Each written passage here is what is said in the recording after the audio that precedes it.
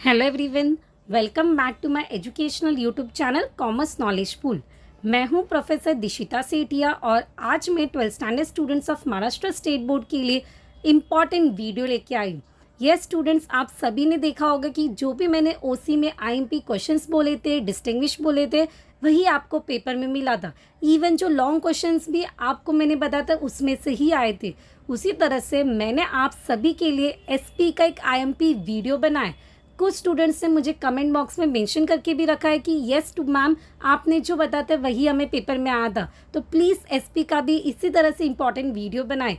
तो मैंने आपके लिए यहाँ पे कुछ इम्पॉर्टेंट टिप्स और कुछ इम्पॉर्टेंट क्वेश्चंस ये सब मैं आपके साथ डिस्कस करने वाली, तो बने रहिए वीडियो में। तो आइए देखते हैं कि क्या क्या ये वीडियो में हम देखेंगे। फर्स्ट ऑफ ऑल हम देखेंगे मोस्ट इम्पॉर्टेंट क्वेश्चन बैंक जो आपको एग्ज़ाम में करके ही जाना है। अभी मुझे पता है कि आपके पास एक ही दिन बचा है, बट तो भी आपने कुछ तो पढ़ा होगा। उसमें से अब ये वीडियो देख के आप देखिए कि कौन से क्वेश्चंस हमारे बाकी है। उसी तरह से मोस्ट आईएमपी चैप्टर्स कौन से, वो भी हम डिस्कस करेंगे। एंड उसके साथ IMP distinguish, short notes, letter and long question, and सबसे important question wise IMP chapters, ये भी हम देखेंगे। तो आइए शुरू करते एसपी स्टूडेंट्स के लिए most IMP questions and some important tips to remember. So let's begin.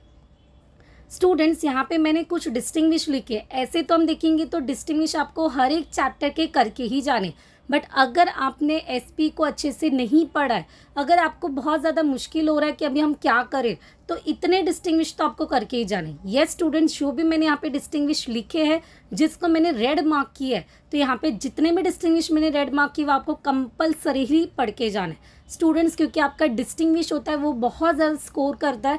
12 marks के डिस्टिंग्विशन पासिंग के लिए भी हेल्प करता है, स्कोरिंग के लिए भी हेल्प करता है। तो आइए देखते हैं कौन से डिस्टिंग्विश है जो आपको पढ़ के ही जाना है। One is fix capital and working capital, जो चैप्टर नंबर 1 का है वो आपको करके जाना है। आप सभी लोगों का वो डिस्टिंग्विश हुआ भी रहेगा।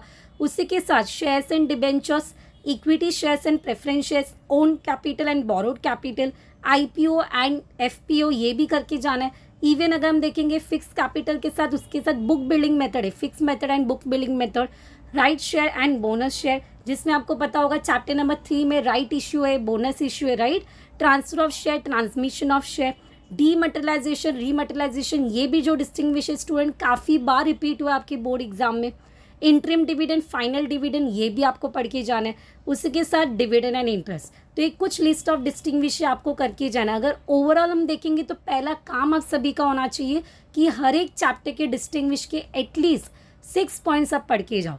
उसी के साथ देखेंगे अगर आपको फुल मार्क्स स्कोर करना है तो जो की टर्म्स है वो आपको क्या करना है, मार्क करके जाना है। जैसे मैंने एसपी में ओसी में बताया तो उसी तरह से मैं एसपी में बता रही हूँ कि जो की टर्म्स है आपको मार्क करना है, पेंसिल से अंडरलाइन करना है, ताकि आपका स्कोरिंग इंक्रीज हो।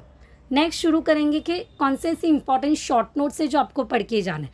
स्टूडेंट्स, आपके चैप्टर नंबर 1 में कुछ शॉर्ट नोट्स आपको पढ़ के ही जाना है, क्योंकि हर एक सब्जेक्ट के लिए चैप्टर नंबर 1 काफ़ी इंपॉर्टेंट होता है, वो एक बेस होता है। तो चैप्टर नंबर 1 से क्वेश्चंस आने ही वाले स्टूडेंट्स, तो आप देख सकते हैं कि इंपॉर्टेंस ऑफ कॉर्पोरेट फाइनेंस, उसके साथ fix factors affecting fix capital and factors affecting working capital.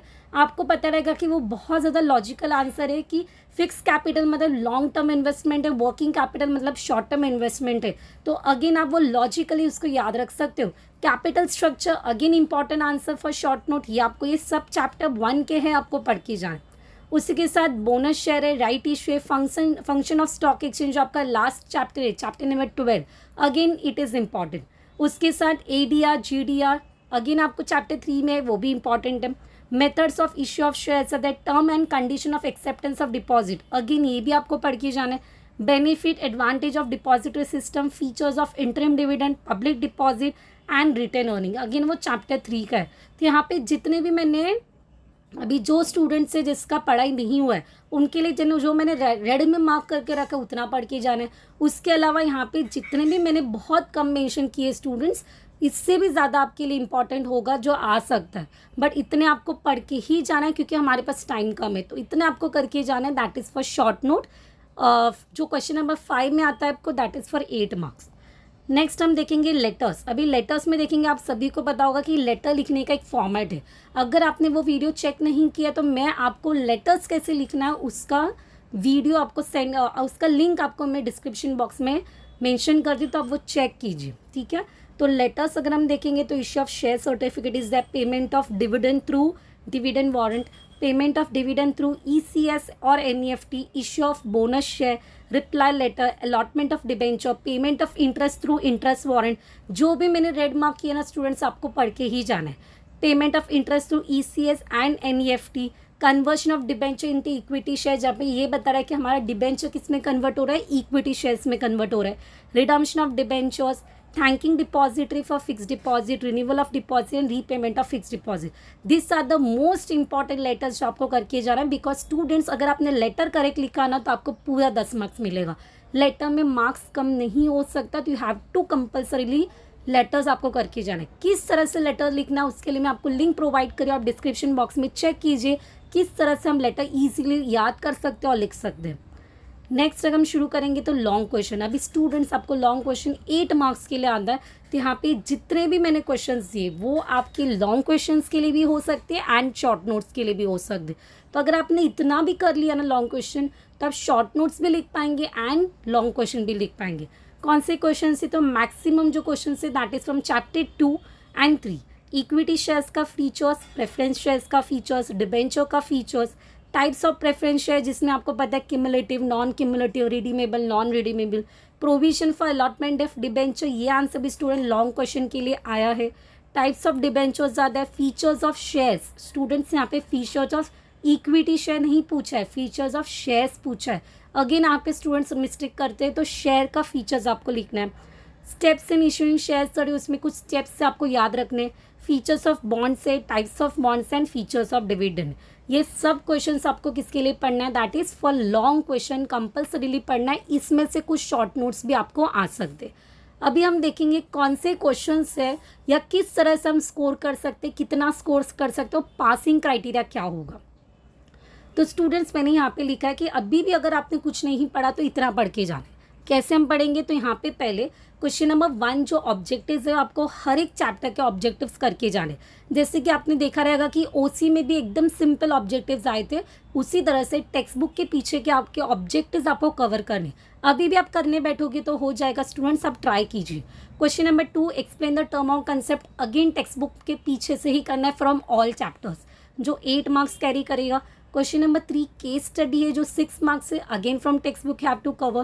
Question 4 distinguish है, ऑल चैप्टर डिस्टिंग्विश करना है और मैंने जो दिए वो करने। एंड अगर हम ये टोटल करते तो टोटल कितना हुआ स्टूडेंट, 46 मार्क्स। तो हर एक स्टूडेंट 46 मार्क्स का अच्छे से अटेम्प्ट कर पाएगा, इसका मैं गारंटी दे रही हूँ। उसके साथ जस्टिफिकेशन 8 मार्क्स है, उसमें भी अगर आपने थोड़ा सा भी करेक्ट लिखा ना स्टूडेंट तो भी आपको मार्क्स मिलेगा, तो वो भी आप स्कोर कर सकते हो जो 8 मार्क्स का है। एंड लेटर्स जो मैंने आपको बताया वो करना है जो 10 मार्क्स। तो अगर आपने शॉर्ट नोट्स निकाल दिए, लॉन्ग क्वेश्चंस निकाल दिए, अगर आप सिर्फ इतना भी पढ़ोगे ना स्टूडेंट्स, तो भी आप 64 मार्क्स का पेपर अच्छे से लिख पाएंगे। और 64 में से अगर आपको मैंने पासिंग 35 भी बोला तो भी आराम से आ जाएगा। बट आपको इतना पूरे एक दिन में ख़त्म करना है एग्ज़ाम से पहले। ओके स्टूडेंट्स, और जो स्कोर करना चाहते हैं उनके लिए भी ये फॉर्मेट इंपॉर्टेंट है, और जो पास होना चाहते हैं उनके लिए भी इम्पॉर्टेंट है। उसके अलावा कुछ इंपॉर्टेंट चैप्टर्स जो आपको करके जाना है फॉर स्कोरिंग, तो यहाँ पे चैप्टर 1 पूरा करना है, चैप्टर 2 पूरा करना है, 3, 7, 8, 9, 10। अभी आप 8, 9, 10 देखोगे तो लेटर्स ज़्यादा है एंड 12 चैप्टर जो अगेन आपके फंक्शंस ऑफ स्टॉक एक्सचेंज के बारे में है, सेबी गाइडलाइंस के बारे में, तो वो आपको पढ़ के जाए। तो this are the IMP chapters जो करके जाना है। बट जिसको कुछ भी नहीं समझ में आ रहा है वो जो मैंने ग्रीन बॉक्स में पूरा लिखा उतना पढ़ के जाओ। आई गारंटी यू कि आप पास हो जाओगे, इवन आप स्कोर कर पाओगे। So I hope this video is useful to all. और अगर आपको यूजफुल लगे तो प्लीज़ अपने फ्रेंड्स के साथ शेयर कीजिए और वीडियो को लाइक कीजिए। एंड अगर आप चैनल पे नहीं हो तो सब्सक्राइब कीजिए। उसके साथ इसी तरह से मैं इको का भी इंपॉर्टेंट वीडियो लेके आएंगे, तब तक बने रहिए। Thank you.